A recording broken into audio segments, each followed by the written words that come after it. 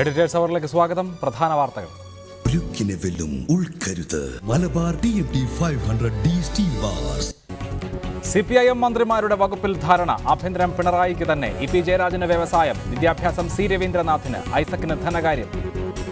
15 വർഷം മുമ്പ് കേരളം നേരിട്ട സാമ്പത്തിക പ്രതിസന്ധിക്ക് സമാനമായ പ്രതിസന്ധിയാണ് ഇന്ന് സംസ്ഥാനത്ത് നിലനിൽക്കുന്നത്. മന്ത്രിമാരെ നിശ്ചയിക്കുന്നതിൽ ഉലഞ്ഞ് CPI. ദിവാകരനെയും മുല്ലക്കരയെയും തഴഞ്ഞു. വികാരാധീനനായി മുല്ലക്കര. C ദിവാകരന് പ്രതിഷേധം. മന്ത്രിമാരെല്ലാം പുതുമുഖങ്ങൾ. 4 പേരും പുതുമുഖങ്ങളായത് CPIയെ സംബന്ധിച്ചിടത്തോളം ഒരു പുതുമയല്ല. തോൽവി ചർച്ച ചെയ്യാതെ KPCC എക്സിക്യൂട്ടീവ്. ഷാനിമോളും ബിന്ദു കൃഷ്ണയും ഇറങ്ങിപ്പോയി. മദ്യനയം പരാജയ കാരണമല്ലെന്ന് VM സുധീരൻ. തന്റെ നിർദ്ദേശങ്ങളെ വിമർശിച്ചവർ ഇപ്പോഴെവിടെയെന്ന് K ബാബു. തോൽവിയുടെ കാരണക്കാർക്കെതിരെ നടപടി ആവശ്യപ്പെട്ട് ശശി തരൂർ സോണിയാഗാന്ധിക്ക് മുൻപിൽ. ചരിത്രപരമായ ഉത്തരവുമായി കൊച്ചിയിലെ ഗ്രീൻ ട്രിബ്യൂണലിന് തുടക്കം. 10 വർഷം പഴക്കമുള്ള 2000 cc ഡീസൽ വാഹനങ്ങൾ പിൻവലിക്കണം. 1 മാസത്തിനകം ഉത്തരവ് നടപ്പാക്കണം. ലംഘിച്ചാൽ ഓരോ ദിവസവും 10,000 രൂപ പിഴ. ബഹിരാകാശ ഗവേഷണത്തിൽ ചരിത്രം കുറിച്ച ഇന്ത്യ. തദ്ദേശീയമായി വികസിപ്പിച്ച പുനരുപയോഗ പേടകം വിജയകരമായി പരീക്ഷിച്ചു. 2030ഓടെ പൂർണ്ണതോതിൽ പേടകം സജ്ജമാകും. കണ്ണൂരിൽ 3 കുട്ടികൾ പുഴയിൽ മുങ്ങി മരിച്ചു. ചെങ്ങളായി പുഴയിൽ മരിച്ചവരിൽ സഹോദരങ്ങളും. കോട്ടയത്ത് തോട്ടിൽ വീണ് 5 വയസ്സുകാരൻ മരിച്ചു. കടുത്ത ഭിന്നതയ്ക്കും നാടകീയ രംഗങ്ങൾക്കും ഒടുവിൽ CPI മന്ത്രിമാരെ പ്രഖ്യാപിച്ചു. മന്ത്രിസഭയിൽ നിന്ന് ഒഴിവാക്കിയതിൽ മുല്ലക്കര രത്നാകരനും C ദിവാകരനും പ്രതിഷേധം പ്രകടിപ്പിച്ചു. മുല്ലക്കര രത്നാകരൻ സംസ്ഥാന കൗൺസിലിൽ നിന്ന് വിട്ടുനിന്നപ്പോൾ C ദിവാകരൻ വിയോജിപ്പ് രേഖപ്പെടുത്തി. നാടകീയ രംഗങ്ങളായിരുന്നു മന്ത്രിമാരെ തീരുമാനിക്കാൻ ചേർന്ന CPI സംസ്ഥാന എക്സിക്യൂട്ടീവിലും കൗൺസിലിലും ഉണ്ടായത്. മന്ത്രിസ്ഥാനത്തേക്ക് കാഞ്ഞങ്ങാട് നിന്നുള്ള E ചന്ദ്രശേഖരൻ, തൃശൂരിൽ നിന്ന് വിജയിച്ച VS Sunilkumar, Punalur MLA K Raju, Cherthala MLAയും Alappuzha CPI ജില്ലാ സെക്രട്ടറിയുമായ P തിലോത്തമൻ എന്നിവരുടെ പേര് കാനൻ രാജേന്ദ്രൻ സംസ്ഥാന എക്സിക്യൂട്ടീവിൽ മുന്നോട്ട് വെച്ചു. എന്നാൽ C ദിവാകരനെയോ മുല്ലക്കര രത്നാകരനെയോ മന്ത്രിസഭയിൽ ഉൾപ്പെടുത്തണമെന്ന ആവശ്യം എക്സിക്യൂട്ടീവിലായിരുന്നു. എന്ത് കാരണം കൊണ്ടാണ് തന്നെ മാറ്റി നിർത്തുന്നതെന്ന് മുല്ലക്കര രത്നാകരൻ സംസ്ഥാന എക്സിക്യൂട്ടീവിൽ ആരാഞ്ഞു. വിയോജിപ്പോടുകൂടി മാത്രമേ തീരുമാനം അംഗീകരിക്കാനാവൂ എന്ന് C ദിവാകരനും വ്യക്തമാക്കി. ഇതോടെ അന്തിമ തീരുമാനം സംസ്ഥാന കൗൺസിലിന് എക്സിക്യൂട്ടീവ് വിടുകയായിരുന്നു. എന്നാൽ സംസ്ഥാന കൗൺസിലിരിക്കാൻ താനില്ലെന്ന് വ്യക്തമാക്കിയ മുല്ലക്കര രത്നാകരൻ എക്സിക്യൂട്ടീവ് യോഗത്തിൽ നിന്ന് ഇറങ്ങിപ്പോയി. രൂക്ഷമായ വാദപ്രതിവാദങ്ങൾ നടന്നെങ്കിലും സംസ്ഥാന കൗൺസിലിൽ കാനൻ രാജേന്ദ്രന്റെ നിലപാട് അംഗീകരിക്കപ്പെടുകയായിരുന്നു. പരിചയസമ്പന്നരെ ഒഴിവാക്കിയത് സംബന്ധിച്ച CPI സംസ്ഥാന സെക്രട്ടറിയുടെ പ്രതികരണം ഇങ്ങനെ: പരിചയസമ്പന്നത എന്നത് നിയമസഭാ പ്രവർത്തനത്തിനാണ്. ഇവരെല്ലാം നിയമസഭയിൽ 1-2 തവണ മത്സരിച്ചിട്ടുള്ളവരും ജയിച്ചിട്ടുള്ളവരും നന്നായി നിയമസഭാ പ്രവർത്തനം നടത്തിയിട്ടുള്ളവരാണ്. പാർട്ടി തീരുമാനത്തോട് പൂർണ്ണമായി യോജിക്കുന്നതായി സംസ്ഥാന കൗൺസിൽ യോഗത്തിന് ശേഷം മുല്ലക്കര രത്നാകരൻ പറഞ്ഞു. എക്സിക്യൂട്ടീവ് മെമ്പർമാർ പിന്നെ കൗൺസിലിൽ സംസാരിക്കേണ്ട കാര്യമില്ല. അത് ഇപ്പോഴെന്ന് മാത്രമല്ല, ചില ദിവസങ്ങളിൽ ഞാൻ അങ്ങനെ വന്നാൽ താഴെ ഇറങ്ങിയിരിക്കുക പതിവാണ്. E ചന്ദ്രശേഖരനാണ് CPIയുടെ നിയമസഭാ കക്ഷി നേതാവ്. ചെറിയൻകീഴ് MLA V ശശി CPIയെ പ്രതിനിധീകരിച്ച് ഡെപ്യൂട്ടി സ്പീക്കറാകും. സാമ്പത്തിക പ്രതിസന്ധിയുടെ കാര്യത്തിൽ കടുത്ത വെല്ലുവിളികളാകും പുതിയ സർക്കാരിന് നേരിടേണ്ടി വരിക എന്ന് നിയുക്ത മന്ത്രി VS സുനിൽകുമാർ റിപ്പോർട്ടറോട് പറഞ്ഞു. ജനങ്ങൾ വലിയ പ്രതീക്ഷ വെച്ചുകൊണ്ടാണ് ഗവൺമെൻറ് കാണുന്നത്. ആ പ്രതീക്ഷയ്ക്ക് ഉയരാൻ ഗവൺമെൻറ് കഴിയണമെങ്കിൽ അതിനനുസൃതമായിട്ടുള്ളൊരു വിഭവ സമാഹരണത്തിലേക്ക് എല്ലാം പോകണം. റിപ്പോർട്ടർ, തിരുവനന്തപുരം. പിണറായി മന്ത്രിസഭയിലെ CPIM മന്ത്രിമാരുടെ പട്ടികയ്ക്ക് സംസ്ഥാന സമിതി അംഗീകാരം നൽകി. 12 പേരുടെ പട്ടികയിൽ പൊതുഭരണത്തിനൊപ്പം മുഖ്യമന്ത്രി പിണറായി വിജയൻ ആഭ്യന്തര വകുപ്പും വിജിലൻസും കൈകാര്യം ചെയ്യും. തോമസ് ഐസക്കിന് ധനകാര്യവും, EP ജയരാജന് വ്യവസായവും, KK ശൈലജയ്ക്ക് ആരോഗ്യവും, AK ബാലന് തദ്ദേശ സ്വയംഭരണ വകുപ്പും നൽകാൻ തീരുമാനിച്ചു. CPIM സംസ്ഥാന സെക്രട്ടേറിയറ്റ് തയ്യാറാക്കിയ 12 അംഗ മന്ത്രിമാരുടെ പട്ടികയ്ക്കാണ് സംസ്ഥാന സമിതി അംഗീകാരം നൽകിയത്. വകുപ്പുകളുടെ കാര്യത്തിലും ഏകദേശ ധാരണയായിട്ടുണ്ട്. അത് ഇപ്രകാരം: മുഖ്യമന്ത്രി പിണറായി വിജയൻ പൊതുഭരണത്തിനൊപ്പം ആഭ്യന്തര വകുപ്പും വിജിലൻസും കൈകാര്യം ചെയ്യും. തോമസ് ഐസക് ധനകാര്യവും, EP ജയരാജൻ വ്യവസായവും, KK ശൈലജ ആരോഗ്യവും കുടുംബക്ഷേമവും, AK ബാലൻ തദ്ദേശവും പിന്നോക്കക്ഷേമവുമായിരിക്കും കൈകാര്യം ചെയ്യുന്നത്. TP രാമകൃഷ്ണന് എക്സൈസ് തൊഴിൽ വകുപ്പുകൾ നൽകാനാണ് തീരുമാനം. G സുധാകരന് പൊതുമരാമത്ത് വകുപ്പ് നൽകിയപ്പോൾ C രവീന്ദ്രനാഥിന് വിദ്യാഭ്യാസം നൽകി. മേഴ്സിക്കുട്ടിയമ്മയ്ക്ക് ഫിഷറീസ് തുറമുഖ വകുപ്പുകളും കടകംപള്ളി സുരേന്ദ്രന് വൈദ്യുതിയും നൽകി. AC മൊയ്തീന് സഹകരണം നൽകിയപ്പോൾ KT ജലീലിന് ടൂറിസം വകുപ്പാണ് CPIM നൽകാൻ തീരുമാനിച്ചത്. മന്ത്രിമാരെ ഔദ്യോഗികമായി പ്രഖ്യാപിച്ചെങ്കിലും വകുപ്പുകളുടെ കാര്യത്തിൽ ഘടകകക്ഷികളുമായി ഉഭയകക്ഷി ചർച്ച നടത്തിയ ശേഷമേ പ്രഖ്യാപനമുണ്ടാകൂ. P ശ്രീരാമകൃഷ്ണനായിരിക്കും 14ാം കേരള നിയമസഭയുടെ സ്പീക്കർ. F ശർമ്മയ്ക്ക് പാർലമെന്ററി പാർട്ടി സെക്രട്ടറി സ്ഥാനവും നൽകാൻ തീരുമാനിച്ചു. 25-ന് തന്നെ 19 അംഗ മന്ത്രിസഭയും സത്യപ്രതിജ്ഞ ചെയ്യും. സെയ്ഫ് സൈനുലാബ്ദീൻ, റിപ്പോർട്ടർ, തിരുവനന്തപുരം. പിണറായി വിജയന്റെ ടീമായിരിക്കുന്നു. ഇനി എല്ലാം ശരിയായാൽ മതി. ചർച്ചയിൽ നിയുക്ത മന്ത്രിമാരായ doctor Thomas Isaac, C Raveendranath, VS Sunilkumar, ഒപ്പം മുതിർന്ന മാധ്യമപ്രവർത്തകൻ ശ്രീ NP ചേക്കുട്ടി, കോൺഗ്രസ് നേതാവ് ശ്രീ മാത്യു കുഴൽനാടൻ എന്നിവർ. NP ചേക്കുട്ടി, CPIMന്റെയും CPIയുടെയും മന്ത്രിമാരായിരിക്കുന്നു. CPIയുടെ കാര്യത്തിലാണെങ്കിൽ 4 പേരും മുൻപ് മന്ത്രിമാരാകാത്തവരാണ്, 2ാം തവണ നിയമസഭയിൽ എത്തുന്നവരാണ്.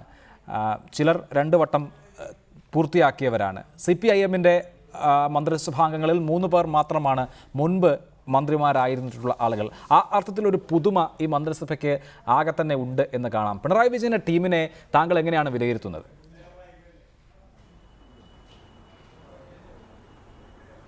ഒരു സമഗ്രമായിട്ടുള്ള കാഴ്ചപ്പാടുള്ള ഒരു ടീമായിട്ട് തന്നെ ഇതിനെ കാണണം. കാരണം 2-3 കാര്യങ്ങളുണ്ട്. ഒന്ന്, കേരളത്തിൻ്റെ പൊതുവിലുള്ള സാമൂഹിക അന്തരീക്ഷത്തെ, നമ്മുടെ സാമൂഹിക വിഭജനങ്ങളെ പൂർണ്ണമായിട്ടും ഉൾക്കൊള്ളുന്ന ഒരു ടീമാണിത്.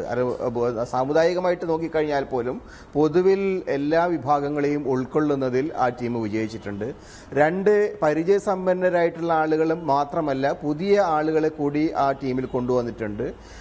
അതേപോലെ തന്നെ സ്ത്രീകൾക്ക് പരമാവധി പ്രാതിനിധ്യം അവർക്ക് കൊടുക്കാൻ സാധിച്ചിട്ടുണ്ട്. ഇങ്ങനെയെല്ലാം നോക്കിക്കഴിഞ്ഞാൽ പൊതുവെ വളരെയേറെ പ്രതീക്ഷ നൽകുന്ന ഒരു ടീമാണ്.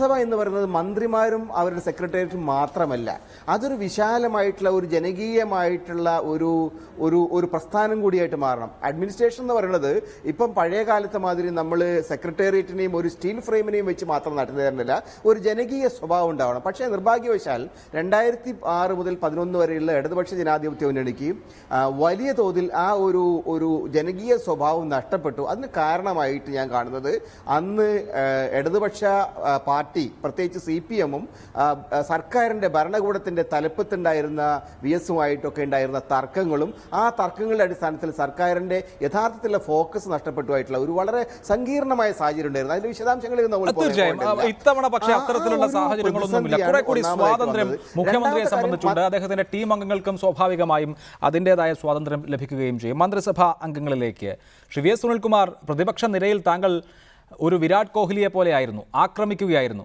ഇനിയിപ്പോൾ പക്ഷേ രാഹുൽ ദ്രാവിഡിനെ പോലെ കളിക്കേണ്ടി വരും, ഡിഫെൻഡ് ചെയ്യേണ്ടി വരും. ആക്രമിക്കുന്നതിനേക്കാൾ ബുദ്ധിമുട്ടാണല്ലോ പ്രതിരോധിക്കൽ. നല്ല ആത്മവിശ്വാസമുണ്ടോ?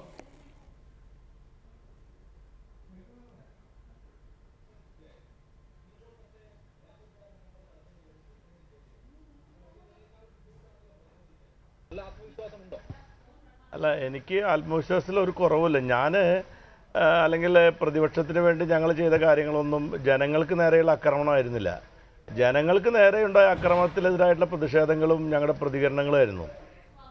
അത് പ്രതിപക്ഷത്തിൻ്റെ ഒരു ഭരണഘടനാപരമായ ഉത്തരവാദിത്തമാണ് ഞങ്ങൾ നിർവഹിച്ചിട്ടുള്ളത്.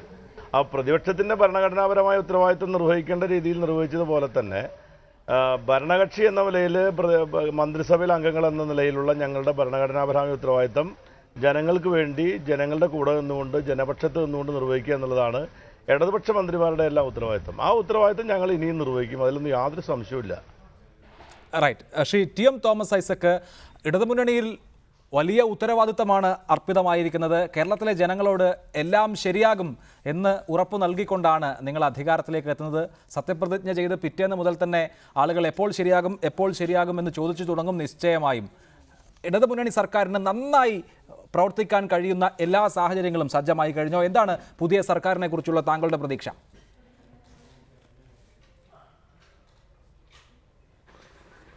ശരിയാക്കണ എളുപ്പമുള്ള പരിപാടിയല്ല. ഏറ്റവും പ്രധാനപ്പെട്ടത് കാര്യങ്ങൾ ചെയ്യുന്നതിന്, പുതിയ കാര്യങ്ങൾ ചെയ്യുന്നതിന്, പോസിറ്റീവായി ചെയ്യുന്നതിന് നമുക്ക് പണം വേണം. അത് ഖജനാവ് കാലിയാണ്. ഇതാണ് ഏറ്റവും വലിയ പ്രശ്നം. അതാ പ്രശ്നം പരിഹരിക്കാൻ കുരുക്കഴിക്കാൻ സ്വല്പം സമയമെടുക്കും. പക്ഷേ ശരിയാക്കാൻ പറ്റുന്ന ഒരുപാട് കാര്യങ്ങളുണ്ട്. ഇന്ന് നടത്തിയിട്ടുള്ള ഈ അഴിമതികളൊക്കെ അന്വേഷിക്കുക. അത് ആ അന്വേഷണത്തിൻ്റെ ആവശ്യം വെച്ചാൽ നാളിത് ആവർത്തിക്കാൻ പാടില്ല. അല്ലാതെ ഇപ്പോൾ വ്യക്തിപരമായിട്ട് ആരോടെങ്കിലും വിരോധമല്ല. ഇങ്ങനെയുള്ള അഴിമതികൾ ചെയ്യുന്നതിന് ഒരാളും ധൈര്യപ്പെടാൻ പാടില്ല. അതിന് പണമല്ലല്ലോ പ്രശ്നം കണ്ടുപിടിക്കാനായിട്ട്. അക്കാര്യങ്ങൾ ഗൗരവമായിട്ട് നമുക്ക് കൊണ്ടുപോകാൻ പറ്റും. അല്ലെങ്കിൽ ഭരണപരിഷ്കാരം, അഴിമതിക്കെതിരായിട്ടുള്ള പോരാട്ടം, കൂടുതൽ കേരളത്തെ സ്ത്രീ സൗഹൃദമാക്കി മാറ്റണം നടപടികൾ തുടങ്ങിയവയൊക്കെ നമുക്ക് ധനപ്രതിസന്ധി ഒന്നും ഒരു പ്രശ്നമേ അല്ല. ചെയ്തു തുടങ്ങാൻ ശരിയാവുകയും ചെയ്യും. പിന്നെ പണമില്ലെന്ന് പറഞ്ഞ് പാവങ്ങൾക്ക് കൊടുക്കുമെന്ന് പറഞ്ഞാൽ സമാശ്വാസ നടപടികളുണ്ട്. മാനിഫെസ്റ്റോ കൃത്യമായി പറഞ്ഞ കാര്യങ്ങളാണ്. സാമ്പത്തിക ബുദ്ധിമുട്ടുണ്ടെന്ന് പറഞ്ഞിട്ട് അതൊന്നും മാറ്റിവെക്കാൻ ഉദ്ദേശിക്കുന്നേയില്ല. അവയൊക്കെ തുടക്കം മുതൽ കഴിഞ്ഞോടെ അങ്ങനെയല്ലായിരുന്നു.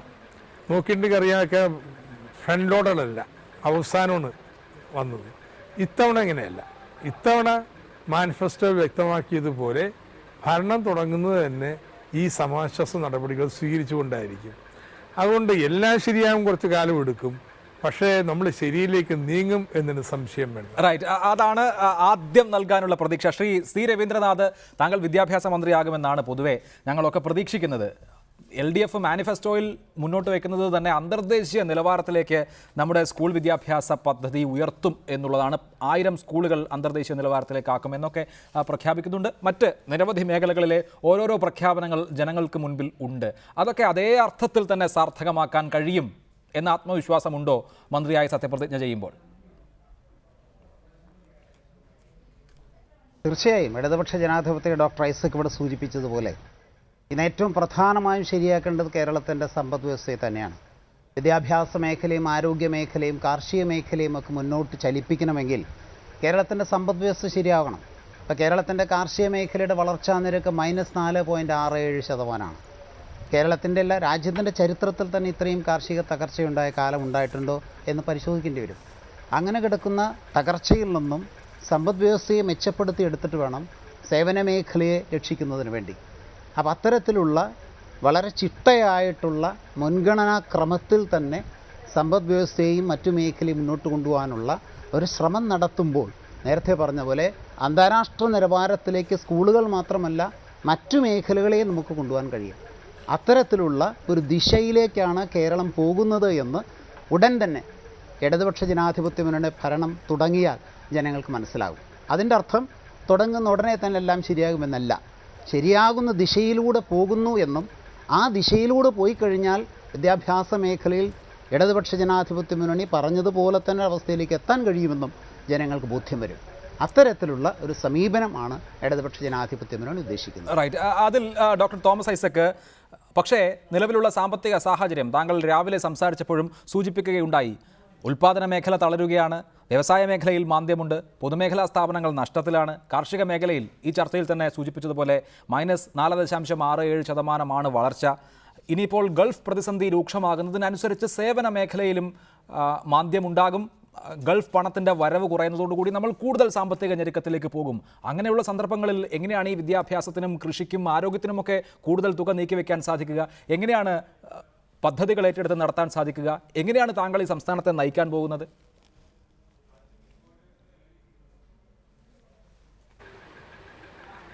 ഞാനിപ്പോൾ ധനമന്ത്രി എന്നുള്ള നിലയിൽ നിങ്ങൾ ചോദിക്കുകയും ഞാൻ മറുപടി പറയുകയും ചെയ്യുന്നത് ശരിയാവില്ല. കാരണം ഇപ്പം നിങ്ങളിപ്പോൾ എഴുതി കാണിക്കുന്നതൊക്കെ ശരിയാണോന്ന് പോലും എനിക്ക് സംശയമുണ്ട്. ഓരോരുത്തരുടെ വകുപ്പുകൾ ഞങ്ങൾ പ്രാഥമിക ചർച്ച നടത്താത്തതുകൊണ്ട് എന്താണ് അത് ശരിയോ തെറ്റോ എന്ന് പറയാൻ പോലും കഴിയില്ല. പക്ഷേ ചില കാര്യങ്ങളിലെങ്കിലും അങ്ങനെയല്ല എന്നാണ് എൻ്റെ തോന്നൽ. അതുകൊണ്ട് ഇതൊക്കെ നിങ്ങളുടെ ഊഹത്തിനപ്പുറം ഓരോ മന്ത്രിയുടെയും വകുപ്പൊന്നും അതിൻ്റെ അടിസ്ഥാനത്തിലുള്ള ചോദ്യങ്ങളാക്കി മാറ്റണ്ട. പക്ഷേ പ്രസക്തമായിട്ടുള്ള ചോദ്യമാണ്, എങ്ങനെയാണ് നമ്മുടെ സാമ്പത്തിക പ്രതിസന്ധി കേരളത്തിൽ രൂക്ഷമാകും എന്ന് പറയുമ്പോൾ ഇതിനാവശ്യമായിട്ടുള്ള പണം എങ്ങനെ സമാഹരിക്കും എന്നുള്ള ചോദ്യം നിങ്ങൾ ചോദിച്ചത്. അപ്പം അതിൽ ഒന്ന് മനസ്സിലാക്കേണ്ടത്, ഇപ്പോഴുള്ള നികുതി തന്നെ ഒരു 40% പിരിക്കാതെ ചോർന്നു പോകുന്നു എന്നുള്ളതാണ്. ആ വിടവ് നമുക്ക് അടയ്ക്കാൻ കഴിഞ്ഞാൽ തന്നെ ഗണ്യമായ വർധനയുണ്ടാവും. രണ്ടാമത്തേത് GST അടുത്ത വർഷമെങ്കിലും വരുമെന്നാണ് പ്രതീക്ഷിക്കുന്നത്. അത് നമ്മുടെ റവന്യൂ വരുമാനത്തിൽ വർധനവുണ്ടാക്കും. അങ്ങനെയാണെങ്കിൽ നമ്മുടെ റവന്യൂ ചെലവുകൾക്ക്, ഈ പറഞ്ഞ വിദ്യാഭ്യാസത്തിനുള്ള ചെലവുകൾക്ക് പണം നമുക്ക് കണ്ടെത്താനാവും ഇതിൽ നിന്ന്.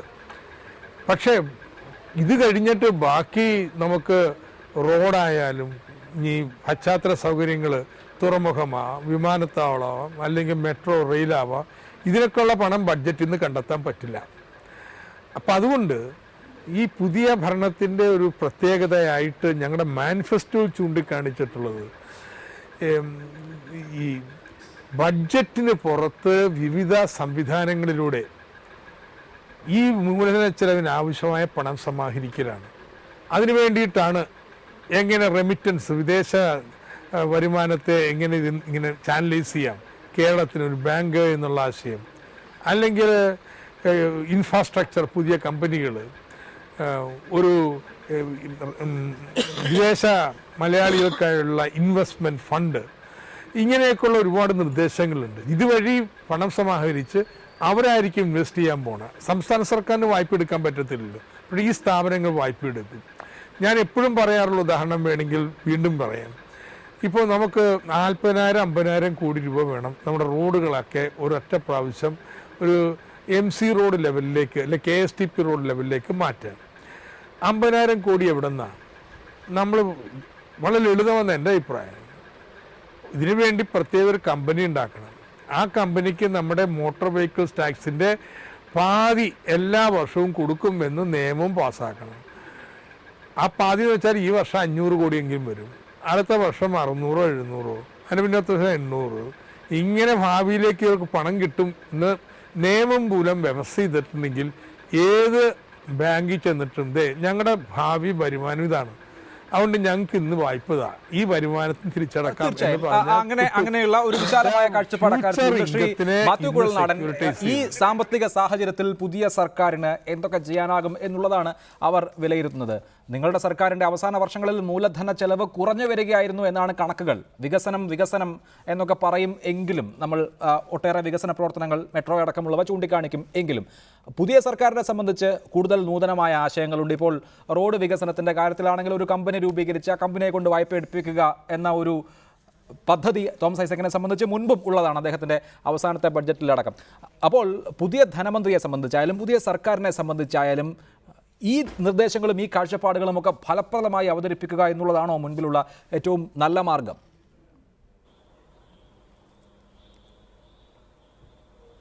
അല്ല, ഞാൻ അദ്ദേഹത്തിൻ്റെ ഇതിനു മുമ്പും ബഹുമാനായ ശ്രീ തോമസ് ഐസക്കിൻ്റെ പല വ്യൂ പോയിന്റ്സും അറിഞ്ഞിട്ടുണ്ട്. ഞാൻ ഒരു ചർച്ചയായതുകൊണ്ടും വളരെ പരിമിതമായ സമയമായതുകൊണ്ടും ഞാൻ പറയാൻ ആഗ്രഹിക്കുന്നത്, നമ്മുടെ economy is in A very bad shape എന്നുള്ള കാര്യത്തിൽ എനിക്കും തർക്കമില്ല. Financial discipline is also in A very bad shape എന്ന കാര്യത്തിൽ സംശയമില്ല. നമുക്ക് ഒത്തിരി ഒഴിവാക്കാൻ പറ്റാത്ത, എന്നാൽ ഒട്ടും പ്രൊഡക്റ്റീവ് അല്ലാത്ത, ഒട്ടും യൂസ്ഫുൾ അല്ലാത്ത, സമൂഹത്തിന് ഒരു ഗുണവും ചെയ്യാത്ത ഒരുപാട് എക്സ്പെൻസസ്, അതായത് എക്സ്പെൻസസ് അക്കൗണ്ട്സ് ആരും അതിൽ കൈവയ്ക്കാനോ കട്ട് ചെയ്യാനോ തയ്യാറായിട്ടില്ല.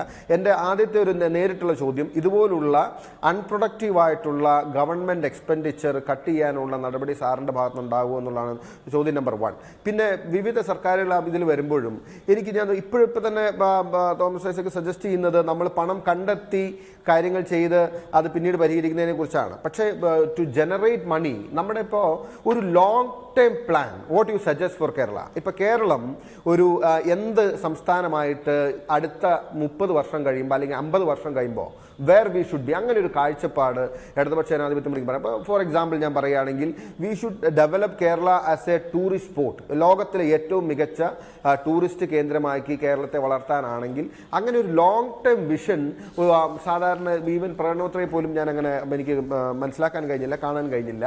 അപ്പോൾ അങ്ങനെ നോക്കുമ്പോൾ കേരളത്തിൻ്റെ ഏറ്റവും വലിയ പൊട്ടൻഷ്യൽ അവിടെയാണ്, എവിടെയാണ്, ഏത് നിലയിലാണ്? അതെയോ നമ്മളൊരു സർവീസിൻ്റെ ഒരു ഹബ്ബായിട്ട് കേരളത്തെ മാറ്റുന്നതാണോ? അപ്പം നമ്മുടെ ഒരു യങ് ജനറേഷൻ കടന്നു വരുന്നു, അങ്ങനെയുള്ള ഒരു പുതിയ തലമുറയുടെ വിദ്യാഭ്യാസവും സ്കില്ലും ഒക്കെ നോക്കുമ്പോൾ അതായിരിക്കും നന്നാവുക. അതെയോ ആഫ്റ്റർ ഓൾ എല്ലാത്തിൻ്റെയും ഒരു മിക്സ്, ജാക്ക് ഓഫ് ഓൾ എന്ന് പറഞ്ഞ മോരി എല്ലാം കൂടി പോകുന്ന. ഇപ്പം ബഹുമാന ശ്രീ രവീന്ദ്രനാഥ് പറഞ്ഞു, കാർഷിക മേഖല തീർച്ചയായിട്ടും നമ്മളെല്ലാവരും ആഗ്രഹിക്കുന്നത് കാർഷിക മേഖലയിൽ വളർച്ച ഉണ്ടാകണം, മുന്നോട്ട് പോകണം എന്നുള്ള. പക്ഷേ ഓഫ് കോഴ്സ് കേരളത്തിലെ ഒരു ഗ്രോയിങ് ജനറേഷന് പ്രൊഡക്റ്റീവായിട്ടുള്ള ഒരു കാർഷിക വൃത്തിയിൽ ഏർപ്പെടണമെങ്കിൽ നമ്മുടെ focus should be on a different line. നമ്മളൊന്നല്ലെങ്കിൽ അതിൻ്റെ അകത്ത് ഒരുപാട് സയന്റിഫിക് ഇന്നോവേഷൻ കൊണ്ടുവന്ന് ഈ കാര്യങ്ങളിലൊക്കെ എന്താണ് മറുപടി എന്ന് ഞാൻ ഡോക്ടർ തോമസ് ഐസക്കിനോട് ചോദിക്കാം. അതിനു മുൻപ് നമുക്ക് മറ്റു നിയുക്ത മന്ത്രിമാരിലേക്ക് കൂടി ഒരു വട്ടം കൂടി പോകേണ്ടതുണ്ട്. ശ്രീ വി എസ് സുനിൽകുമാർ, ഉയർന്ന രാഷ്ട്രീയമായ ഒരു ചോദ്യമുണ്ട്. നിങ്ങൾ പ്രതിപക്ഷത്തിരുന്ന് അതിശക്തമായ അഴിമതി ആരോപണങ്ങൾ ഉന്നയിച്ചു. സ്വാഭാവികമായും നിങ്ങൾക്ക് അനുകൂലമായി ലഭിച്ചത് അഴിമതിക്കെതിരായ ജനവിധിയുമായിരുന്നു. അങ്ങനെ ഒരു സർക്കാർ അധികാരത്തിലെത്തുമ്പോൾ മുൻപ് ഉണ്ടായ പാളിച്ചകൾ, കഴിഞ്ഞ സർക്കാരിന് വന്ന പാളിച്ചകൾ ഉണ്ടാകാതിരിക്കാനുള്ള എന്തൊക്കെ ജാഗ്രത, എന്തൊക്കെ സൂക്ഷ്മമായ നടപടികൾ നിങ്ങൾ സ്വീകരിക്കുമെന്നുള്ള കാര്യം ഒന്ന്. രണ്ടാമത്തേതായി, ആരോപണങ്ങളായി ഉന്നയിച്ചവയൊക്കെ ഇനി വസ്തുതകളായി തെളിയിക്കാനുള്ള ബാധ്യത ഈ സർക്കാരിനെ സംബന്ധിച്ചുണ്ട്. അപ്പോൾ കഴിഞ്ഞ തവണ നിങ്ങൾ പ്രതിപക്ഷത്തിരുന്ന് ഉന്നയിച്ച ആരോപണങ്ങളുടെയൊക്കെ നെല്ലും പതിരും ഈ സർക്കാരിന് കണ്ടെത്തേണ്ടതുണ്ട്, അത് ജനങ്ങൾക്ക് മുൻപിൽ അവതരിപ്പിക്കേണ്ടതുണ്ട്. അക്കാര്യത്തിൽ ഒരു ഫോളോ അപ്പ് ഉണ്ടാകുമോ? തീർച്ചയായിട്ടും ഈ ഗവൺമെൻറ്റിന് ജനങ്ങൾ അധികാരത്തിൽ കൊണ്ടുവരുന്നത് തന്നെ ഞങ്ങൾ നടത്തിയിട്ടുള്ള അഴിമതിക്കെതിരായിട്ടുള്ള ശക്തമായ നിലപാടുകളാണ്.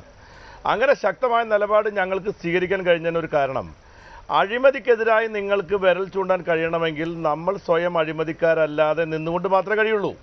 അതുകൊണ്ടാണ് ഇടതുപക്ഷ ജനാധിപത്യ മുന്നണി വളരെ ആർജവത്തോടു കൂടി പല അഴിമതികളും ഞങ്ങൾ പുറത്തു കൊണ്ടുവന്നത്.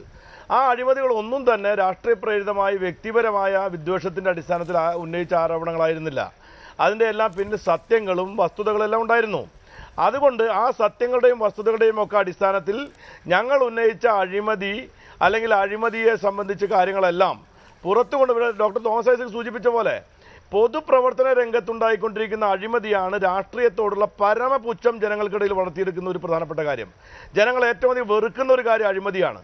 അപ്പോൾ അഴിമതിയുടെ കാര്യത്തിൽ ഞങ്ങൾ ഒരു വിട്ടുവീഴ്ചയും കാണിക്കാൻ പോകുന്നില്ലെന്ന് മാത്രമല്ല, അഴിമതിക്കാരെ എക്സ്പോസ് ചെയ്യുക എന്ന ഉത്തരവാദിത്വം ഞങ്ങൾ തുടർന്ന് കൊണ്ടുപോകും. ഭരണത്തെ ഞങ്ങൾ ഉപയോഗപ്പെടുത്തുന്നത് രാഷ്ട്രീയ ശത്രുക്കളെ തേജോവധം ചെയ്യാനോ അവരെ ഉപദ്രവിക്കാനോ അല്ല. എന്നാൽ ആരാണെങ്കിലും അഴിമതി കാണിച്ചവനെ പുറത്തു കൊണ്ടുവരിക എന്നുള്ളതാണ്. ബഹുമാനപ്പെട്ട സുപ്രീം കോടതി പറഞ്ഞതുപോലെ തന്നെ അഴിമതി എന്ന് പറയുന്നത് സമൂഹത്തിന് നേരെയുള്ള ഒരു കുറ്റകൃത്യമാണ്. ആ കുറ്റകൃത്യം ഒരു ക്യാബിനറ്റ് തന്നെ നടത്തി എന്നുള്ളതാണ് UDFന്റെ ഏറ്റവും വലിയ പ്രശ്നം. ഒരു മന്ത്രിസഭയ്ക്കകത്ത് ഒരു മന്ത്രി അഴിമതി കാണിച്ചാൽ ആ മന്ത്രിക്കെതിരെ നടപടി സ്വീകരിച്ച പല അനുഭവങ്ങളും LDFന്റെ UDFന്റെ ഒക്കെ കാലത്തുണ്ടായിട്ടുണ്ട്. പക്ഷേ ഒരു ക്യാബിനറ്റ് തന്നെ അഴിമതിക്ക് നേതൃത്വം കൊടുക്കുക, അഴിമതി ചെയ്ത മന്ത്രിമാരാരാണെങ്കിലും ആ ക്യാബിനറ്റ് തന്നെ പ്രൊട്ടക്റ്റ് ചെയ്യുക എന്നൊരു അനുഭവം ഉണ്ടായത് കഴിഞ്ഞ കാലഘട്ടങ്ങളിലാണ്. ആ ഒരു അനുഭവമാണ് ജനങ്ങൾക്ക് വലിയ ഒരു എതിർപ്പ് UDFന് ഉണ്ടാക്കാനുള്ള കാരണമായിരിക്കുന്നത്. അതുകൊണ്ട് ഞങ്ങൾ വളരെ ജാഗ്രതയോടുകൂടി തന്നെ അഴിമതിക്കാരായ ആളുകൾക്കെതിരായ നടപടി സ്വീകരിക്കുക എന്നുള്ളത് മാത്രമല്ല, ഈ മന്ത്രിസഭ സ്വയം അഴിമതി വിമുക്തമാകാൻ വേണ്ടിയിട്ടുള്ള അങ്ങേയറ്റത്തെ ജാഗ്രത കാണിച്ചുകൊണ്ട് മുന്നോട്ട് പോവുക എന്ന നടപടിയായിരിക്കും ഇടതുപക്ഷ ജനാധിപത്യ മുന്നണി. അങ്ങനെയുള്ള ജാഗ്രതയും സൂക്ഷ്മതയും അനിവാര്യമാണ്. തീർച്ചയായും സാധാരണഗതിയിൽ നമ്മളുടെ നാട്ടിൽ 5 വർഷം കൂടുമ്പോൾ മുന്നണി സർക്കാരുകൾ മാറി മാറി വരിക എന്നുള്ളതാണ് ഒരു നടപ്പ് ശീലം. പക്ഷേ 5 വർഷം ഉന്നയിച്ച ആരോപണങ്ങൾക്കൊക്കെ ഫോളോ അപ്പ് ഉണ്ടാകുമ്പോൾ പുതിയ സർക്കാർ വരുമ്പോൾ അതോ കോംപ്രമൈസ് ആണോ ഉണ്ടാവുക എന്നുള്ളത് കൗതുകകരമായൊരു ചോദ്യമാണ്. മുൻപ് പല ഘട്ടങ്ങളിലും അങ്ങനെ ഒരു ഒത്തുതീർപ്പ് എന്നുള്ള ആക്ഷേപം ഉണ്ടായിട്ടുണ്ട് താനും. പുതിയ സർക്കാരിനെ സംബന്ധിച്ച് അവർ പ്രതിപക്ഷത്തിരുന്നപ്പോൾ ഉന്നയിച്ചിട്ടുള്ള അഴിമതി ആരോപണങ്ങളൊക്കെ കൃത്യമായി തെളിയിക്കുന്ന വിധത്തിലേക്ക് മുൻപോട്ട് പോകാൻ സാധിക്കുമോ താങ്കളുടെ കാഴ്ചപ്പാടിൽ?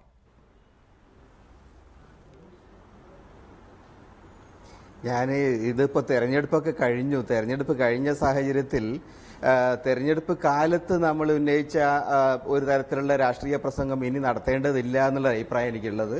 ഞാൻ സുനിൽകുമാറിനോടൊരു തർക്കത്തിന് പോവുകയല്ല, പക്ഷേ കഴിഞ്ഞ സർക്കാരിനെ കുറിച്ച് സത്യസന്ധമായിട്ടുള്ള ഒരു പരിശോധന നടത്തുകയാണെങ്കിൽ അവരുടെ പെർഫോമൻസ് അത്ര മോശമൊന്നും ആയിരുന്നില്ല. അഴിമതിയെക്കുറിച്ചുള്ള കുറേ ആരോപണങ്ങൾ വന്നിട്ടുണ്ട്. അഴിമതി ആരോപണം ഗൗരവമായിട്ട് വന്ന മാണിയെ പോലുള്ള ആൾക്കാർ നടപടിയെടുത്തിട്ടുണ്ട്. അപ്പം എനിക്ക് തോന്നുന്നത് we have to be frank and we have to be truthful also. അപ്പോൾ ആരോപണങ്ങൾ രാഷ്ട്രീയ പ്രവർത്തനത്തിന്റെ ഭാഗമായിട്ട് നടത്തും. പക്ഷെ അതിനപ്പുറം സർക്കാരുകളുടെ അകത്തൊരു കണ്ടിന്യൂവേഷൻ ഉണ്ട്, ഒരു കണ്ടിന്യൂറ്റി ഉണ്ട്. ആ പോളിസിയുടെ കാര്യത്തിൽ, നടപടികളുടെ കാര്യത്തിൽ നമ്മളത് മുന്നോട്ട് കൊണ്ടുപോകേണ്ടതായിട്ട് വരും. കഴിഞ്ഞ 5 വർഷം കൊണ്ട് അവർ നേടിയ കുറേയേറെ നേട്ടങ്ങളുണ്ട്. ആ നേട്ടങ്ങളെ മുന്നോട്ട് കൊണ്ടുപോകുന്നത് വഴി കേരളത്തിന്റെ സാമ്പത്തിക രംഗത്ത് വളർച്ചയുണ്ടാക്കാൻ കഴിയും, സാമ്പത്തികമായിട്ട് നമുക്ക് മുന്നോട്ട് പോകാൻ കഴിയും. പക്ഷെ അതിനേക്കാൾ പ്രധാനമായിട്ട് എനിക്ക് തോന്നുന്നത് പോളിസിയുടെ ഒരു പ്രശ്നമുണ്ട്. എന്ത് തരത്തിലുള്ള ഒരു വികസന നയമാണ് നമ്മൾ മുന്നോട്ട് വയ്ക്കുന്നത്? ഇപ്പോൾ ഒരൊറ്റ കാരണം, ഐസക് പറയുന്നത് പണമില്ല എന്ന്. പണം ഇല്ല എന്ന് പറയുമ്പോൾ ഈ പണം നമ്മൾ എങ്ങനെ ചെലവാക്കും നോക്കണ്ടേ? കേരളത്തിൽ നമ്മൾ പെൻഷന് വേണ്ടിയിട്ട്, ശമ്പളത്തിന് വേണ്ടിയിട്ട് നമ്മുടെ വരുമാനത്തിന് ഒരു വലിയ പങ്ക് കൊടുക്കുന്നു. കേരളത്തിന് പുറത്ത് തമിഴ്നാട്ടിലോ പോണ്ടിച്ചേരിയിലോ നോർത്ത് ഇന്ത്യയിലോ കേന്ദ്ര സർക്കാരിലോ ഒന്നും ഈ 56-57 വയസ്സിൽ ആരും റിട്ടയർ ചെയ്യുന്നില്ല. 60 വയസ്സിലാണ് റിട്ടയർ ചെയ്യുന്നത്. യൂറോപ്പിലൊക്കെ ആണെങ്കിൽ അത് 65-70 ഒക്കെയാണ്. അപ്പോൾ ആ തരം കാര്യങ്ങളിൽ എന്തുകൊണ്ട് നമുക്ക് കുറെ കൂടി വ്യത്യസ്തമായ സമീപനം എടുത്തുകൂടാ? എന്തുകൊണ്ട് കേരളത്തിന്റെ ജനങ്ങളുടെ യഥാർത്ഥത്തിലുള്ള എന്താ പറയുക കാപ്പബിലിറ്റീസ് നമുക്ക് യൂസ് ചെയ്തുകൂടാ? ആ ഒരു തരത്തിലുള്ള ഒരു പരിപ്രേക്ഷ്യം മാറിയാൽ തന്നെ വലിയ തോതിൽ നമുക്ക് മാറ്റം ഉണ്ടാകാൻ പറ്റും. എനിക്ക് തോന്നുന്ന ഒരു 10, 20, 25 കൊല്ലം മുമ്പ് എടുക്കേണ്ടിയിരുന്ന നടപടികൾ പോലും ഇന്ന് വരെ നമുക്ക് എടുക്കാൻ കഴിഞ്ഞിട്ടില്ല. അതിനുള്ള ഒരു ഇച്ഛാശക്തി സർക്കാരിന് ഉണ്ടാക്കാൻ പറ്റുവാണെങ്കിൽ അത് വളരെ നല്ല നടപടിയെടുക്കണം. ഞങ്ങൾ ഒഴിച്ച അധികാരമല്ല എന്നുള്ള നിലപാടൊന്നും. അതെ. പ്രൊഫസർ സി രവീന്ദ്രനാഥ്, ഈ മന്ത്രിസഭയിൽ നിങ്ങൾ 2 സാമ്പത്തിക വിദഗ്ധരുണ്ട് എന്നുള്ളതാണ് വേറൊരു പ്രത്യേകത. LDFന്റെ മാനിഫെസ്റ്റോ ഇപ്പോൾ എൻ്റെ മുൻപിൽ ഇരിക്കുന്നുണ്ട്. വലിയ വാഗ്ദാനങ്ങളുണ്ട്. 25 ലക്ഷം പേർക്ക് തൊഴിൽ, 1500 സ്റ്റാർട്ടപ്പുകൾ, 1 കോടിയിൽ അധികം ചതുരശ്ര അടി IT പാർക്കിൻ്റെ വികസനം. ഇങ്ങനെ പോയി കാർഷിക മേഖലയിൽ സർക്കാർ ചെലവ് കൂട്ടും, നിക്ഷേപം കൂട്ടും, നെല്ലുൽപാദനം കൂട്ടും, 50,000 ഹെക്ടറിൽ ജൈവ പച്ചക്കൃഷി ആരംഭിക്കും. ഇങ്ങനെ പോയി വലിയ എല്ലാ മേഖലകളിലെയും ഉൾക്കൊള്ളിക്കുന്ന സർവ്വതല സ്പർശിയായ ഒരു വികസന പരിപ്രേക്ഷ്യം മുന്നോട്ട് വെച്ചിട്ടുണ്ട് കേരള പഠന കോൺഗ്രസിന് ശേഷം ഇടതുപക്ഷം. ഇതൊക്കെ പ്രായോഗികാർത്ഥത്തിൽ നടപ്പാക്കാൻ സാധിക്കുന്ന ഒരു കാലാവസ്ഥയുണ്ടോ, അതോ ഇതൊക്കെ ഈ കടലാസിൽ ഒതുങ്ങുമോ? ഒരു സംശയം വേണ്ട, അതൊക്കെ നടപ്പിലാക്കാൻ പറ്റുന്ന രീതിയിൽ അതിൻ്റെ സാമ്പത്തിക പശ്ചാത്തലവും കൂടി ഈ പറഞ്ഞതെല്ലാം വളരെ വ്യക്തമാക്കിയിട്ടുണ്ട്.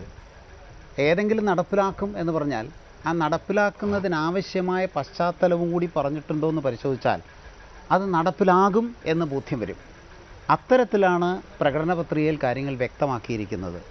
കാർഷിക മേഖലയെ വളർത്തുക, ഉൽപ്പാദന മേഖലയെ വളർത്തുക എന്ന് പറഞ്ഞാൽ മൂലധന നിക്ഷേപം വർദ്ധിപ്പിച്ച് തന്നെ പറ്റും.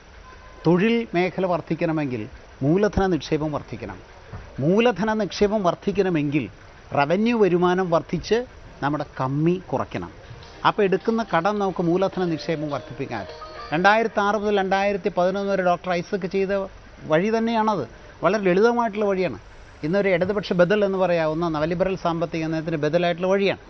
ആ വഴിയിലൂടെ കേരളത്തിൻ്റെ മൂലധന നിക്ഷേപം വർദ്ധിപ്പിച്ചു കഴിഞ്ഞാൽ കാർഷിക മേഖല അടങ്ങുന്ന ഉൽപ്പാദന മേഖല വളർത്താൻ കഴിയും. ഉൽപ്പാദന മേഖലയാണ് ഏറ്റവും തൊഴിൽ സാന്ദ്രമായിട്ടുള്ള മേഖല. അതുകൊണ്ട് സ്വാഭാവികമായിട്ടും അതിൽ നിന്ന് തൊഴിലുൽപ്പാദനം നടക്കും. ആ തൊഴിലുൽപ്പാദനത്തിൻ്റെ ഭാഗമായി, ഉൽപ്പാദന വർധനവിൻ്റെ ഭാഗമായും ജനങ്ങളുടെ വാങ്ങൽ ശേഷി വർദ്ധിക്കും. ജനങ്ങളുടെ വാങ്ങൽ ശേഷി കുറയുന്നു എന്നുള്ളതാണ് ഇന്ന് കേരളത്തിൻ്റെ സമ്പദ് വ്യവസ്ഥ നേരിടുന്ന പ്രശ്നത്തിന് അടിസ്ഥാന കാരണം. അതുകൊണ്ട് ഉൽപ്പാദന മേഖലയിൽ നിക്ഷേപം വർദ്ധിപ്പിച്ച് തൊഴിലവസരങ്ങൾ വർദ്ധിച്ച് ജനങ്ങളുടെ വാങ്ങൽ ശേഷി വർദ്ധിച്ചാൽ സ്വാഭാവികമായി സർക്കാരിൻ്റെ റവന്യൂ വരുമാനം കൂടും. 2010-11 22.3% റവന്യൂ വരുമാനം വർദ്ധിച്ചത് ഒരു ഉദാഹരണമായിട്ട് നമ്മൾ കാണണം. അങ്ങനെ വർദ്ധിക്കുമ്പോൾ, കമ്മി കുറയുമ്പോൾ സ്വാഭാവികമായിട്ടും നമുക്ക് മൂലധന നിക്ഷേപം വർദ്ധിപ്പിക്കാൻ പറ്റും. ഇന്ന് റവന്യൂ വരുമാനം കുറഞ്ഞ് കമ്മി കൂടി വരികയാണ്. കമ്മി കൂടുമ്പോൾ എടുക്കുന്ന കടം മൂലധന നിക്ഷേപമായിട്ട് വർദ്ധിപ്പിക്കാൻ പറ്റില്ല. അതുകൊണ്ടാണ് 1,54,000 കോടി രൂപ കടമെടുത്തിട്ടും ഇവിടെ മൂലധന നിക്ഷേപം വർദ്ധിക്കാതെ വരുന്നത്. അപ്പം അതുകൊണ്ട് ഞാൻ ചുരുക്കി പറയുന്നത്, യഥാർത്ഥ സാമ്പത്തിക നിലപാടിലൂടെ ഉൽപ്പാദന മേഖലയിൽ പണം നിക്ഷേപിക്കാം, ഇൻഫ്രാസ്ട്രക്ചറിൽ പണം നിക്ഷേപിക്കാം, സ്വാഭാവികമായിട്ടും തൊഴിൽ വർദ്ധിക്കും, ആ തൊഴിലിലൂടെ വരുമാനം വർദ്ധിക്കും. അതേസമയം വിലക്കയറ്റം നിയന്ത്രിക്കുവാൻ കൃത്യമായ പൊതുമേഖല ഇടപെടലും നടത്തും. ജനങ്ങൾക്ക് വരുമാനം കൂടിയാൽ അതേസമയം വിലക്കയറ്റം ഉണ്ടായാൽ അവരുടെ വാങ്ങൽ ശേഷി കൂടില്ല. അപ്പോൾ വിലക്കയറ്റം നിയന്ത്രിച്ചുകൊണ്ട്, തൊഴിൽ വർദ്ധിപ്പിച്ചുകൊണ്ട്, വരുമാനം വർദ്ധിപ്പിച്ചുകൊണ്ട് ജനങ്ങളുടെ വാങ്ങൽ ശേഷി വർദ്ധിപ്പിക്കുക എന്ന ആ സമീപനം മാത്രമാണ് ഇവിടെ ഏറ്റവും പ്രധാനമായിട്ടുള്ളത്. ആ സമീപനം ഉണ്ട് എന്നുള്ളത് കൊണ്ട് നേരത്തെ ഇവിടെ സൂചിപ്പിച്ച ഈ പ്രകടന പത്രിക മുഴുവൻ നടപ്പിലാക്കാൻ പറ്റുമെന്ന് അതാണ്. ഡോക്ടർ തോമസ് ഐസക്, ഇവിടെ ചുമതല ഏൽക്കുന്നതിന് മുൻപ് തന്നെ താങ്കൾ സംസ്ഥാനത്തെ സാമ്പത്തികമായ ദുഷ്കരാവസ്ഥയെക്കുറിച്ച് സൂചിപ്പിക്കുകയുണ്ടായി. 2001 AK ആന്റണി ഇതേമാതിരി ധവളപത്രം പുറപ്പെടുവിക്കുന്നു. അതിനുശേഷമുണ്ടായത് കർശനമായ ചെലവ് ചുരുക്കൽ ആണ്. അതിൻ്റെ ഭാഗമായി കുറേ നടപടികളുണ്ടായി. ഇക്കുറി ഈ സാമ്പത്തികമായ ദുഷ്കരാവസ്ഥ ഉള്ളതുകൊണ്ട്, ഒന്ന്, താങ്കളുടെ സർക്കാർ ചെലവ് ചുരുക്കുമോ, 2, നികുതികൾ വർദ്ധിപ്പിക്കുമോ?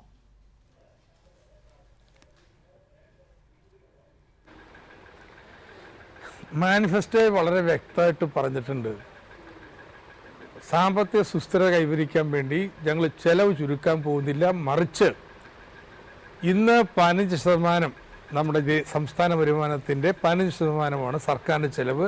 അത് 17-18 17എങ്കിലുമായിട്ട് 5 വർഷം കഴിയുമ്പോഴേക്കും ഉയർത്തണമെന്നാണ് പറയുന്നത്. പക്ഷെ നേരത്തെ പറഞ്ഞ പോലെ ചുരുക്കേണ്ട പല ചെലവുമുണ്ട്. അപ്പോൾ ചെക്കുട്ടിയുടെ ആദ്യ ഭാഗത്തെക്കുറിച്ച്, ചെക്കുട്ടിയെപ്പോലുള്ളവരുള്ളത് കൊണ്ടാണ് ഈ കേസുകൾ ഇങ്ങനെ വിടാൻ പാടില്ല. കഴിഞ്ഞ തവണ വന്നൊരു പോരായ്മ ഉണ്ടാവരുത്. കൃത്യമായിട്ട് ഇത് അഴിമതികൾ തെളിയിക്കുക തന്നെ വേണമെന്നുള്ള വാശിയുള്ളത്. അതിരിക്കട്ടെ. എന്നാലും ചെക്കുട്ടി രണ്ടാം ഭാഗത്ത് പറഞ്ഞ ഒരുപാട് ചെലവിൻ്റെ പ്രശ്നങ്ങളുണ്ട്. നേരത്തെയുള്ള ആ ചോദ്യവും വന്നിരുന്നു. എനിക്ക് പറയാനുള്ളത്, ഇപ്പോൾ തുടക്കം തന്നെ നോക്കൂ, മന്ത്രിമാരുടെ എണ്ണം കുറച്ചോ, 2 സ്റ്റാഫിൻ്റെ എണ്ണം കുറച്ചോ, 3 നിങ്ങളുടെ ഇതിൽ വരാത്തൊരു കാര്യം കൂടി തീരുമാനിച്ചിട്ടുണ്ട്. അഡ്വാൻസായിട്ട് ടൂറിസം പോയിട്ട് ഓരോ വീടിനും 10-20 ലക്ഷം രൂപ വൃത്തിയാക്കാൻ വേണ്ടി എന്നും പറഞ്ഞ് നിലവിലുള്ള കസേരയും കർട്ടനൊക്കെ എടുത്തുകൊണ്ടുപോയി പുതിയ വെക്കുന്ന ഏർപ്പാട് വേണ്ടെന്ന് തീരുമാനിച്ചിരിക്കുക. ഇപ്പോൾ മനുഷ്യന്മാർ താമസിക്കുന്ന വീടാണല്ലോ, അങ്ങോട്ട് പുതിയ മന്ത്രിമാർ താമസിച്ചാൽ മതി എന്നും തീരുമാനിച്ചിട്ടുണ്ട്. ഇങ്ങനെയുള്ള അനാവശ്യമായ ചെലവുകൾ ചുരുക്കാൻ പറ്റുന്നിടത്ത് പറ്റും, ചിലത് പറ്റത്തില്ല. കാരണം എന്ന് വെച്ച് കഴിഞ്ഞാൽ നടപടി എടുത്തുപോയി. ഇപ്പോൾ നമ്മൾ പഞ്ചായത്ത് രാജ് സംവിധാനത്തിലേക്ക് പോകുന്നു, ബ്ലോക്ക് തല സംവിധാനം. അപ്പോൾ എന്തിനാ 15 താലൂക്ക് കൂടി കേരളത്തിൽ എടുത്തു ചാടി? വേണ്ടെന്ന് നോക്കാൻ പറ്റുമോ? ഇനിയിപ്പോൾ തിരുത്താൻ പറ്റുമോ? ഇതുപോലെ പലതും ഉണ്ട്. യഥാർത്ഥത്തിൽ UDFൻ്റെ തീരുമാനങ്ങളുടെ രീതി നോക്കിയിട്ടുണ്ടെങ്കിൽ പ്ലാനിൻ്റെ പാതി ചെലവായുള്ളൂ കഴിഞ്ഞ 2 വർഷം. കഴിഞ്ഞ വർഷം 61, ഈ വർഷം 59. അതിനുള്ള പണം ഉണ്ടായില്ല. എന്നാൽ മൊത്തം ചെലവെടുത്താൽ ബഡ്ജറ്റിൽ പറഞ്ഞ ചെലവിനടുത്ത് ചെലവ് വന്നിട്ടുണ്ട്. എൻ്റെ അർത്ഥം എന്താ? ബഡ്ജറ്റിൽ പറഞ്ഞതിന് വേണ്ടിയൊന്നുമല്ല ചെലവാക്കുന്നത്, ഓരോ സമയത്തും അപ്പപ്പോ വിളിത് ഒന്നൊക്കെ ചെലവാക്കിക്കൊണ്ട് പോയിക്കൊണ്ടിരിക്കുകയാണ്. തീർച്ചയായും ആ ഒരു സമീപനം ഒട്ടേറെ കാര്യങ്ങളുണ്ട്, നമുക്കത് ഒരു ഘട്ടത്തിൽ കൂടി വിശകലനം ചെയ്യേണ്ടതുണ്ട്. ശ്രീ വി എസ് സുനിൽകുമാർ, താങ്കൾക്ക് ഇപ്പോൾ ട്രെയിനിൽ കയറാനുള്ളത് കൊണ്ട് വേഗം പോകാനുണ്ട് എന്ന് എനിക്കറിയാം. താങ്കളുടെ പാർട്ടി കൈകാര്യം ചെയ്തു വരുന്ന വകുപ്പാണ് കൃഷി. കൃഷിയാണ് സംസ്ഥാനത്ത് നെഗറ്റീവ് വളർച്ച കാണിക്കുന്നത്. കൃഷിയെ പുനരുദ്ധരിക്കാനുള്ള മാർഗങ്ങൾ ഈ സർക്കാരിൽ നിന്ന് പ്രതീക്ഷിക്കുന്നുണ്ട്. പരമ്പരാഗത വ്യവസായങ്ങളെ പരിരക്ഷിക്കാനുള്ള മാർഗങ്ങൾ പ്രതീക്ഷിക്കുന്നുണ്ട്. പൊതുമേഖലാ സ്ഥാപനങ്ങൾ നഷ്ടത്തിലാണ്, അവയെ പുനരുദ്ധരിക്കണം. ഇങ്ങനെ ഇടതുപക്ഷത്തിന് മുകളിലുള്ള പ്രതീക്ഷ വളരെ വളരെ വളരെ വലുതാണ്. ഇതൊക്കെ നിറവേറ്റാൻ പറ്റുമെന്ന ആത്മവിശ്വാസം താങ്കളെ സംബന്ധിച്ചുണ്ടോ? ഈ മന്ത്രിസഭ എന്ത് ചെയ്യുമെന്ന് പ്രതീക്ഷിക്കണം സംസ്ഥാനം? അല്ല, ഈ കൃഷിയുടെ അല്ലെങ്കിൽ അതിൻ്റെ ഒരു വളർച്ച എന്ന് പറയുന്നത് കേരളത്തിൻ്റെ സമഗ്രമായ വളർച്ചയിൽ പ്രധാനപ്പെട്ട ഘടകം തന്നെയാണ്. ഇവിടെ ശ്രീ രവീന്ദ്രനാഥ് മാഷും അതുപോലെ തന്നെ ഡോക്ടർ തോമസ് ഐസക്കൊക്കെ സൂചിപ്പിച്ച ഉൽപ്പാദന മേഖലയിൽ ഉണ്ടാകേണ്ട വളർച്ചയിൽ പ്രധാനപ്പെട്ട പങ്ക് വഹിക്കേണ്ടതാണ് കാർഷിക മേഖലയിലുള്ള വളർച്ച. കാരണം നമ്മുടെ കേരളത്തിൻ്റെ ഒരു കൺസ്യൂമർ സ്റ്റേറ്റ് എന്ന നിലയിലുള്ള നമ്മുടെ സ്റ്റാറ്റസ് അതങ്ങനെ തന്നെ തുടർന്നു പോകുന്നതിന് പ്രധാനപ്പെട്ട കാരണം കാർഷിക മേഖലയിൽ ഉണ്ടായിക്കൊണ്ടിരിക്കുന്ന ക്രമാനുഗതമായിട്ടുള്ള നെഗറ്റീവ് ഗ്രോത്താണ്. അപ്പോൾ കാർഷിക മേഖലയിൽ ഇപ്പോൾ ഉണ്ടായിക്കൊണ്ടിരിക്കുന്ന നെഗറ്റീവ് ഗ്രോത്തിനെ അത് മുകളിലേക്ക് കൊണ്ടുവരിക എന്ന് പറയുന്ന ക്ലേശകരമായ പ്രവർത്തനം ഇടതുപക്ഷ ജനാധിപത്യ മുന്നണിയുടെ മുഖ്യമായ അജണ്ടയാണ്. കാർഷിക മേഖലയിൽ ഉണർവുണ്ടാക്കാൻ കഴിയുന്ന രീതിയിലുള്ള ശക്തമായ ഇടപെടൽ ഉണ്ടാവണം. കൃഷിക്കാർക്കും കാർഷിക മേഖലയിലുള്ള പ്രവർത്തനങ്ങൾക്കും ഒരു നാഥനുണ്ട് എന്ന തോന്നലുണ്ടാകണം. അവരുടെ പ്രവർത്തനങ്ങൾക്ക് എല്ലാവിധത്തിലുള്ള സപ്പോർട്ടുണ്ട് എന്ന് തോന്നലുണ്ടാവണം. ആ രീതിയിൽ കേരളത്തിലെ കാർഷിക മേഖലയെ പുനരുദ്ധരിക്കാൻ വേണ്ടിയിട്ടുള്ള പ്രവർത്തനങ്ങൾ എക്കാലത്തും LDF ഗവൺമെൻറ് വലിയ പ്രാധാന്യം കൊടുത്തിട്ടുണ്ട്. അപ്പോൾ കാർഷിക മേഖലയുടെ പ്രവർത്തനം അതുപോലെ തന്നെ പരമ്പരാഗത വ്യവസായം, ലക്ഷക്കണക്കായ ആളുകൾ തൊഴിലെടുക്കുന്ന പരമ്പരാഗത വ്യവസായ മേഖലയിൽ ഉണ്ടായിരിക്കുന്ന തകർച്ച നമ്മുടെ നിത്യജീവിതത്തെ ബാധിച്ചിരിക്കുന്ന പ്രധാനപ്പെട്ട ഘടകങ്ങളാണ്. ഇത്തരം കാര്യങ്ങളിലാണ് ഇടതുപക്ഷ ജനാധിപത്യ മുന്നണി പലപ്പോഴും ഊന്നൽ കൊടുക്കുന്നത്. അതുകൊണ്ടാണ് കേരളത്തിൻ്റെ സമ്പദ്ഘടനയിൽ പലപ്പോഴും ഒരു സ്റ്റെബിലിറ്റി ഇടതുപക്ഷ ജനാധിപത്യ മുന്നണി ഗവൺമെൻറ് കാലത്ത് ഉണ്ടാകുന്നതിന് കാരണം അടിസ്ഥാന മേഖലയിൽ ഞങ്ങൾ ഊന്നൽ കൊടുക്കാറുണ്ട് എന്നുള്ളതുകൊണ്ടാണ്. അതായത് രണ്ട് പ്രധാനപ്പെട്ട കാര്യങ്ങളെ പറ്റിയാണ് നേരത്തെ ചൂണ്ടിക്കാണിച്ചത്. അത് തന്നെയായിരിക്കും ഞങ്ങളുടെ മുഖ്യമായിട്ടുള്ള പ്രവർത്തന മേഖലയാക്കിക്കൊണ്ട് ഊന്നൽ കൊടുക്കാൻ ഉദ്ദേശിക്കുന്ന കാര്യം. അതുകൊണ്ട് കാർഷിക മേഖലയിലും പരമ്പരാഗത തൊഴിൽ മേഖലയിലും ഉണ്ടാകാൻ പോകുന്ന ഉണർവായിരിക്കും ഇടതുപക്ഷ ജനാധിപത്യ മുന്നണിയുടെ പ്രധാനപ്പെട്ട മുഖമുദ്രയായി നാളെ മാറാൻ പോകുന്ന രണ്ട് ഘടകങ്ങൾ. റൈറ്റ്, അതാണ് നിയുക്ത മന്ത്രിമാർക്ക് പറയാനുള്ളത്. ശ്രീ മാത്യു കുഴൽനാടൻ, മന്ത്രിമാരുടെ പ്രതികരണങ്ങൾ താങ്കൾ ശ്രവിച്ചു കാണും. കൃത്യമായ ഒരു കാഴ്ചപ്പാടുണ്ട്. ഒരു മുന്നണി എന്നുള്ള നിലയിൽ അവരെ സംബന്ധിച്ച് ചെയ്യാനുള്ള കാര്യങ്ങളുടെ ഒരു രൂപരേഖ നേരത്തെ തന്നെ തയ്യാറാക്കിയിട്ടും ഉണ്ട്. അത് നന്നായി ഡെലിവർ ചെയ്യാൻ പറ്റുന്ന തരത്തിലുള്ള രാഷ്ട്രീയമായ പിന്തുണ ജനവിധിയുടെ രൂപത്തിൽ അവരെ സംബന്ധിച്ച് കിട്ടിക്കഴിയുകയും ചെയ്തിട്ടുണ്ട്. ഈ സർക്കാരിന് മുൻപിലുള്ള വെല്ലുവിളികൾ എന്തായിരിക്കും താങ്കളുടെ നിരീക്ഷണത്തിൽ? ഞാൻ അതിലേക്ക് വരുന്നതിന് മുമ്പ് ഇവിടെ സ്വാഭാവികമായിട്ടും അധികാരമേൽക്കാൻ പോകുന്നവർ കഴിഞ്ഞ സർക്കാരിൻ്റെ ഒരുപാട് ന്യൂനതകൾ ചൂണ്ടിക്കാട്ടി. എന്നിരുന്നാൽ പോലും ഞാൻ ഇവിടെ കടമെടുത്തു എന്നത് ശരിയാണെങ്കിലും കഴിഞ്ഞ സർക്കാർ കൊണ്ടുവന്നത്ര ഇൻഫ്രാസ്ട്രക്ചർ ഡെവലപ്മെൻറ്റിൽ ഇൻവെസ്റ്റ്മെൻറ്റ് ഈ അടുത്ത കാലത്തെങ്ങും വന്നിട്ടില്ല എന്നത് പറയാതെ പോകുന്ന അനീതിയാണെന്നുകൊണ്ട് ഞാൻ ചൂണ്ടിക്കാണിക്കുകയാണ്. എനിക്ക് തോന്നുന്നു പുതിയ സർക്കാരിനെ സംബന്ധിച്ചുള്ള ഏറ്റവും വലിയ വെല്ലുവിളി സ്വാഭാവികമായിട്ടും നമ്മുടെ കേരളത്തിൻ്റെ ഏറ്റവും കോർ സെക്ടേഴ്സ് എന്ന് പറയുന്ന വരുമാനത്തിൻ്റെ കാര്യത്തിൽ ഏറ്റവും പ്രോമിസിംഗ് ആയിട്ടുള്ള അല്ലെങ്കിൽ ഏറ്റവും കൂടുതൽ കോൺട്രിബ്യൂട്ട് ചെയ്യുന്ന എല്ലാ സെക്ടേഴ്സിലും വലിയ റിസഷനാണ്. ഫോർ എക്സാമ്പിൾ, ഇപ്പോൾ നമ്മൾ ഉദ്ദേശിച്ച് കഴിഞ്ഞാൽ ഇപ്പോൾ കാർഷിക മേഖലയിൽ നിന്നും അല്ലെങ്കിൽ ക്യാഷ് ക്രോപ്സ് അല്ലെങ്കിൽ റബ്ബർ അടക്കമുള്ള മേഖലയിൽ നിന്നുള്ള ഒരു വരുമാനമാണ് മധ്യ തിരുവിതാംകൂറിലെ വലിയൊരു എക്കണോമിക് ആക്ടിവിറ്റിക്ക് കാരണമാകുന്ന റിസോഴ്സ്. അത് റബ്ബർ പ്രൈസസ് വളരെ ഡൗണായി വളരെ സ്ലംബിൽ നിൽക്കുകയാണ്. പിന്നെ ഏറ്റവും വലിയ ഫോറിൻ റെമിറ്റൻസ് വരുന്ന ഗൾഫ് മേഖലയിൽ ഉണ്ടായിക്കൊണ്ടിരിക്കുന്ന അനിശ്ചിതത്വവും അല്ലെങ്കിൽ അവിടെയുള്ള സ്ലംബും അത് നാളുകളിൽ എങ്ങനെയാണ് നമ്മളെ ബാധിക്കാൻ പോകുന്നത് എന്നറിയില്ല. പിന്നെ ബഹുമാനായ ശ്രീ രവീന്ദ്രനാഥ് ഇവിടെ പങ്കെടുക്കുന്നതുകൊണ്ട് ഞാൻ ഒരു യുവാക്കളുടെ പ്രതിനിധി എന്ന നിലയിൽ ഞാൻ പറയാൻ ആഗ്രഹിക്കുന്ന ഒരു കാര്യം, അതിപ്പോൾ ഏതെങ്കിലും ഒരു സർക്കാരിൻ്റെ കുഴപ്പമല്ല, നമ്മുടെ വിദ്യാഭ്യാസത്തിൻ്റെ നിലവാരം ഇന്ന് സത്യം പറഞ്ഞാൽ ഏറ്റവും ദയനീയമായ സ്ഥിതിയിൽ എത്തിയിട്ടുണ്ട്.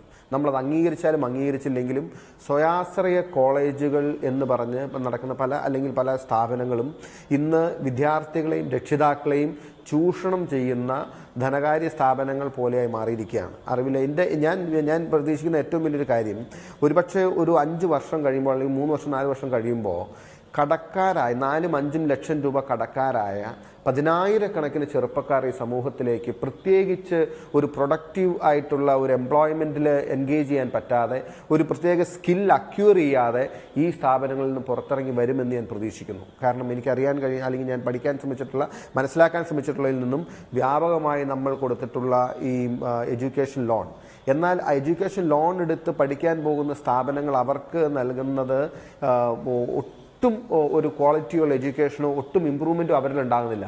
പലരും പരീക്ഷ പാസ്സാകുന്നില്ല, പരീക്ഷ എഴുതുന്നില്ല. 3 വർഷം 4 വർഷം കലാലയങ്ങളിൽ പോയി സ്പെൻഡ് ചെയ്തിട്ട് ആ കോഴ്സ് ഡ്രോപ്പ് ചെയ്ത് കടം അല്ലെങ്കിൽ ബാങ്കിൽ കടം ബാക്കിയാക്കി സമൂഹത്തിലേക്ക് വന്നു തുടങ്ങി. അതിൻ്റെ ഫസ്റ്റ് സെറ്റ് വന്നു, സെക്കൻഡ് സെറ്റ് വന്നുകൊണ്ടിരിക്കുകയാണ്. ഇതിൻ്റെ അപകടം കണ്ടില്ലെന്ന് നടിക്കാൻ കഴിയില്ല. തീർച്ചയായിട്ടും യുവാക്കളുടെ ഭാഗത്തുനിന്ന് ഒരു ഈ എഡ്യൂക്കേഷനിൽ വലിയൊരു ഇൻ്റർവെൻഷൻ ഏത് ഗവൺമെൻറ് വന്നാലും അത് വേണമെന്നുള്ളതാണ് എൻ്റെ വിനയപൂർവമായ. തീർച്ചയായും അങ്ങനെയുള്ള ഒട്ടേറെ പ്രതീക്ഷകൾ വിദ്യാഭ്യാസ രംഗത്ത്, തൊഴിൽ വർദ്ധിപ്പിക്കുന്നതിന്, കാർഷിക മേഖലയിൽ ഒക്കെ കൂടുതൽ ഫോക്കസ് ഉണ്ടാകുമോ പുതിയ സർക്കാരിന്? ജനകീയാസൂത്രണത്തിൻ്റെ 2ാം പതിപ്പ് വിഭാവനം ചെയ്തിട്ടുണ്ട് പ്രകടന പത്രികയിൽ. അതിൻ്റെ പ്രായോഗികാർത്ഥത്തിലുള്ള നടത്തിപ്പ് എങ്ങനെയായിരിക്കും? ഇങ്ങനെ എന്തായാലും പുതിയ സംസ്ഥാന സർക്കാരിൻ്റെ സത്യപ്രതിജ്ഞ 25-ാം തീയതി ബുധനാഴ്ച മറ്റന്നാൾ നടക്കുകയാണ്. അതിനുശേഷം ഔദ്യോഗികമായി മന്ത്രിമാർക്ക് വകുപ്പുകൾ ലഭിക്കും. അവർ അവരുടെ ജോലികളിലേക്ക് കടക്കും. ആശംസകൾ പുതിയ സർക്കാരിനും മന്ത്രിമാർക്കും ഒരിക്കൽ കൂടി. ഒപ്പം വളരെ നന്ദി ചർച്ചയിൽ പങ്കെടുത്തതിന് ശ്രീ തോമസ് ഐസക്, ശ്രീ രവീന്ദ്രനാഥ്, ശ്രീ സുനിൽകുമാർ, ശ്രീ NP ചെക്കുട്ടി, ശ്രീ മാത്യു കുഴൽനാട്.